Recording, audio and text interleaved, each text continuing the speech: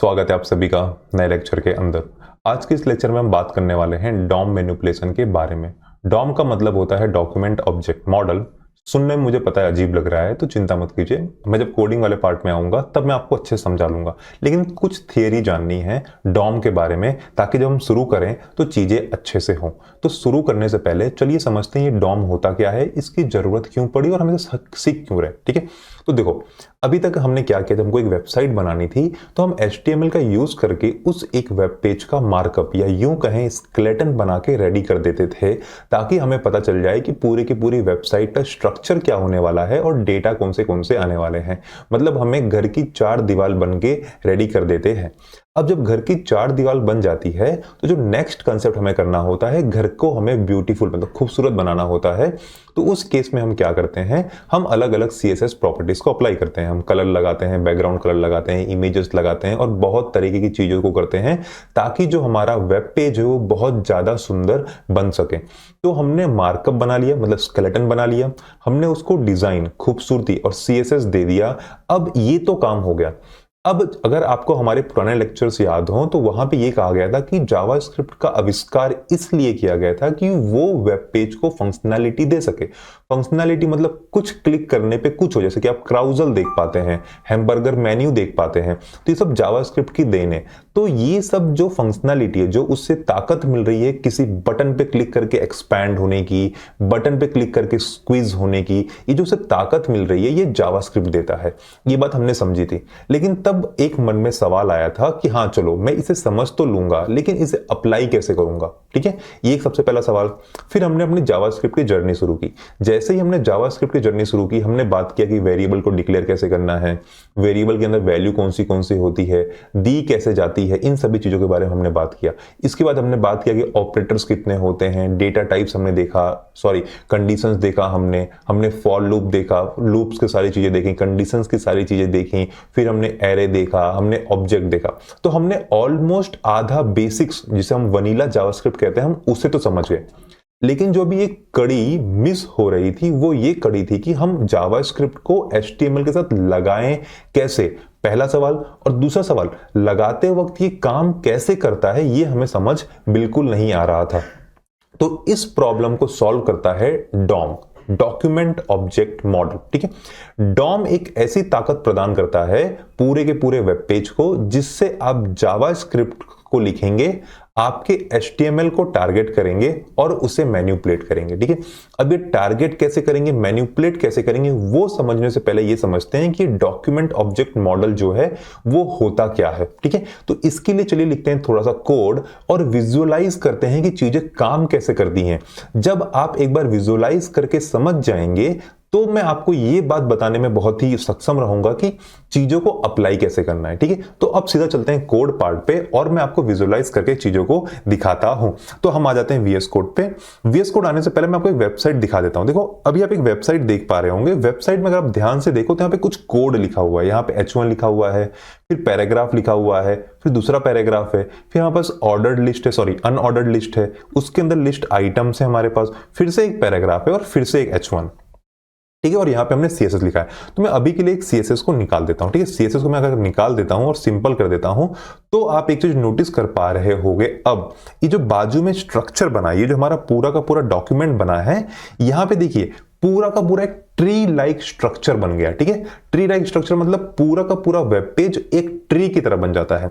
मान लीजिए अगर मैं PW स्किल्स लिखता हूं और PW स्किल्स पे यहां जाने के बाद अगर मैं यहां पे गया, ठीक है, और इस पूरे के पूरे वेब पेज का जो कोड है मैं उसे निकाल दूं, तो कुछ इस तरीके का स्ट्रक्चर बन के आ जाएगा। ठीक है, इसे थोड़ा सा और सिंपल करते हैं। ठीक है, थोड़ा सा और सिंपल, आप यहाँ पे क्लास देख पा रहे होंगे। ठीक है, ये क्लासेस क्यों लिखी गई, ताकि आपका जो स्केलेटन है अगर CSS को उसे टारगेट करना है तो CSS को जब HTML को टारगेट करना था तो CSS के पास टोटल 3 चीजें हुआ करती थी, वो बहुत ज्यादा महत्वपूर्ण थी।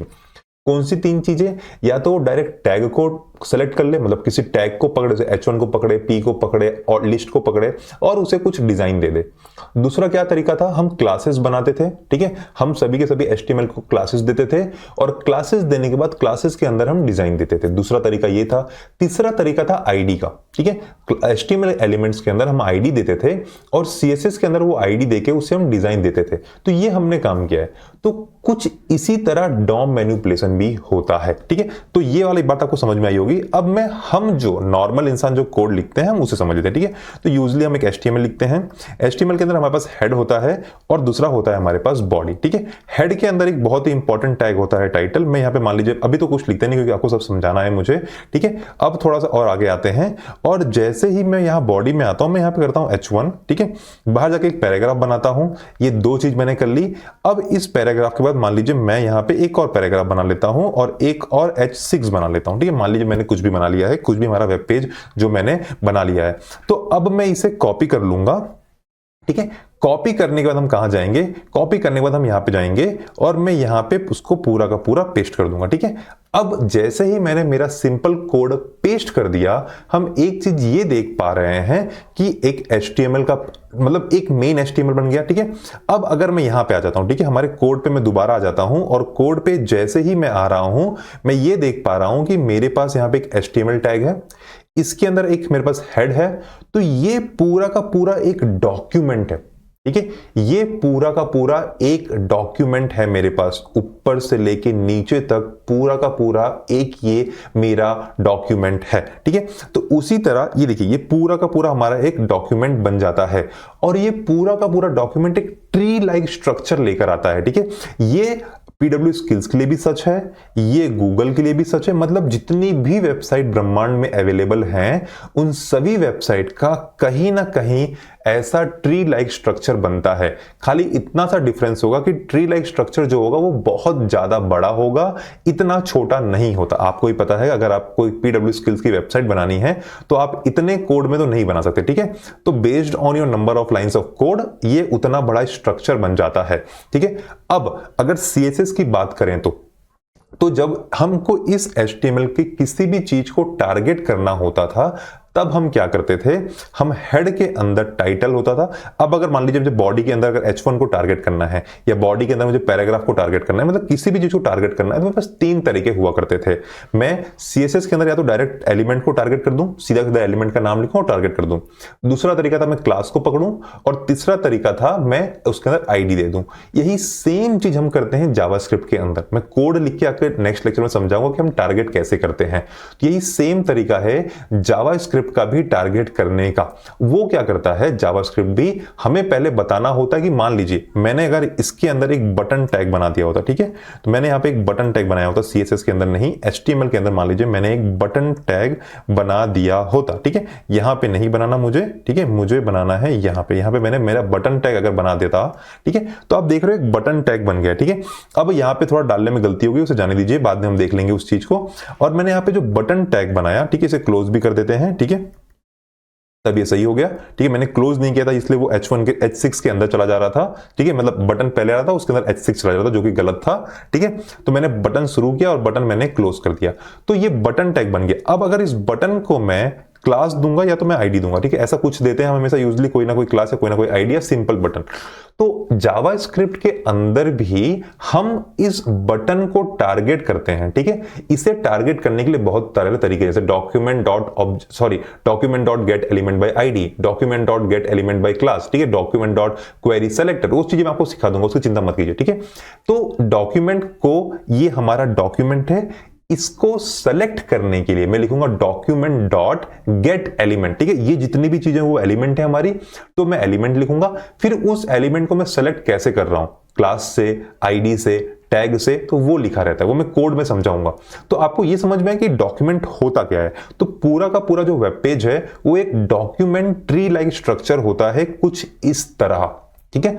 और जिस तरह हम CSS के अंदर हेल्प लेते हैं क्लासेस आईडी या टैग की, उस तरह जावास्क्रिप्ट के अंदर भी हम हेल्प लेते हैं क्लासेस आईडी या टैग की। यूजली हम आईडी से थ्रू जाते हैं क्योंकि आईडी पता है आपको यूनिक होती है, ठीक है। मान लीजिए मेरे में 15 बटन है, तो अगर मान लीजिए वेब पेज है 15 बटन है और मैं अगर इसी सेम एक बटन के थ्रू सारी चीजों को टारगेट करूंगा तो सारी की सारी बटन्स पे सेम फंक्शनलिटी आ जाएगी, जो कि मैं बिल्कुल नहीं चाहता। तो उस केस में इस बटन को यूनिक बनाने के लिए मैं यहां पे आईडी लिख दूंगा और जावास्क्रिप्ट के अंदर मैं बता दूंगा कि हाँ भाई इस तरह इस वाली बटन को टारगेट करो और ये काम करो, ठीक है। वो कैसे करते हैं वो हम नेक्स्ट लेक्चर में बात करेंगे, ठीक है। तो ये होता है डॉक्यूमेंट ऑब्जेक्ट मॉडल। कोई भी वेब पेज हो, ठीक है, कोई भी वेब पेज हो, अगर मैं जाऊं इसके नेक्स्ट लेक्चर में आपको मैं दिखा देता हूं कि वो स्ट्रक्चर काम कैसे करता है, ठीक है। मान लीजिए मैं अगर इसको सेव कर दूं पूरी तरीके से, ठीक है, यहां पे आते हैं कोड पार्ट में। अभी तो मैंने यहां पे कुछ लिखा नहीं, मैं इसको राइट क्लिक करता हूं, यहां पे हम कॉपी पाथ कर लेते हैं, ठीक है। चलिए मैं यहां पे कर लेता हूं कॉपी पाथ। कॉपी पाथ करने के बाद यहां पे आते हैं और यहां पे इसको रन कर देते हैं, ठीक है। अब यहां पे क्लिक करके इंस्पेक्ट्स में जाइए और यहां कंसोल में जाइए। जैसे मैं यहां पे डॉक्यूमेंट लिख देता हूं ना और एंटर मारता हूं तो और मैं यहां पे क्लिक करता हूं तो आप एक बात देखिए, मेरा HTML आ गया, मेरा हेड आ गया जिसके अंदर टाइटल था और मेरा बॉडी आ गया जिसके अंदर H1P P H6 ये सारी चीजें थी, ठीक है। अगर आप पूछ रहे हो बटन कहां गई, तो बटन मैंने यहां पे लिखा था, मतलब ऑनलाइन जो कंपाइलर था, मतलब ऑनलाइन जहां पे हम देख रहे थे वहां पे था, वहां हमारे एक्चुअल पेज के अंदर कोई बटन नहीं है। तो आप देख रहे हो ये कुछ ट्री लाइक स्ट्रक्चर बनते जा रहा है। अगर मैं इस H6 के अंदर पैराग्राफ लिख देता हूं, सेव कर देता हूं और यहां पे आके मैं इसको रिफ्रेश कर दूं और फिर से मैं यहां पे डॉक्यूमेंट लिख दूं, ठीक है, और एंटर मार दूं, इसे ओपन करूं तो ये देखिए बॉडी के अंदर फिर H6 के अंदर फिर से P आ गया। तो ये भी एक तरीके से पूरा का पूरा ट्री लाइक स्ट्रक्चर बना रहा है। तो क्या मैं ये कह सकता हूं कि ये पूरा का पूरा मेरा डॉक्यूमेंट है? तो जी हां, जो भी आप लिख रहे हैं वो पूरा का पूरा एक डॉक्यूमेंट बन के रेडी हो जाता है। अब जावास्क्रिप्ट की मदद से मैं चीजों को टारगेट करूंगा और मैं जिन्हें टारगेट करूंगा मैं उनके ऊपर अपनी जावास्क्रिप्ट अप्लाई करूंगा जो मुझे काम कराना है वो। मान लीजिए मुझे यहां पे इसे मैं HP के अंदर कुछ करवाना है जब कोई बटन क्लिक करे, मतलब मैं क्या करूंगा, जब भी कोई इस बटन पे क्लिक करे तो ये जो H6 है इसके अंदर डेटा आ जाना चाहिए, ठीक है। तो ये काम हम जावास्क्रिप्ट से मदद से करेंगे नेक्स्ट लेक्चर के अंदर। मैं उम्मीद करता हूं आपको ये जो डॉक्यूमेंट ऑब्जेक्ट मॉडल था ये आपको अच्छे से समझ में आया होगा। जितने भी आप वेब पेज बनाते हैं वो पूरा का पूरा एक ट्री लाइक स्ट्रक्चर बनाता है। अब हम इस ट्री लाइक स्ट्रक्चर के अंदर 3 अलग अलग तरीकों से काम करते हैं। एक और इंपॉर्टेंट बात मान लीजिए, ठीक है, मैं चाहता हूं ये पैराग्राफ तब क्रिएट हो जब कोई इस बटन पे आके क्लिक करे। ये जो बटन बनी है, जब कोई इस बटन पे आके क्लिक करे तब ये H6 बने, तब ये H6 बने और तब ये H6 आए। तो ये काम भी हम जावास्क्रिप्ट की मदद से करते हैं क्रिएट एलिमेंट की मदद से, तो हम उसकी बात तब करेंगे। तो मैं उम्मीद करता हूं आपको एक डॉक्यूमेंट ऑब्जेक्ट मॉडल अच्छे से समझ में आ गया होगा। ये देखिए पूरा का पूरा एक मॉडल बनते जा रहा है और जितनी भी चीजें आप यहां पे देख पा रहे हैं ये सब ऑब्जेक्ट है। ये नेक्स्ट लेक्चर में रखते हैं, अभी के लिए इतना समझ, डॉक्यूमेंट समझ जाइए अब बस, ठीक है। मैं उम्मीद करता हूं आपको डॉक्यूमेंट समझ में आ चुका होगा। नेक्स्ट लेक्चर के अंदर हम समझेंगे कि इसको सेलेक्ट कैसे करते हैं प्रॉपर्ली और इसमें काम कैसे कराया जाता है, उन सभी चीजों के बारे में। यहां तक देखने के लिए बहुत बहुत शुक्रिया।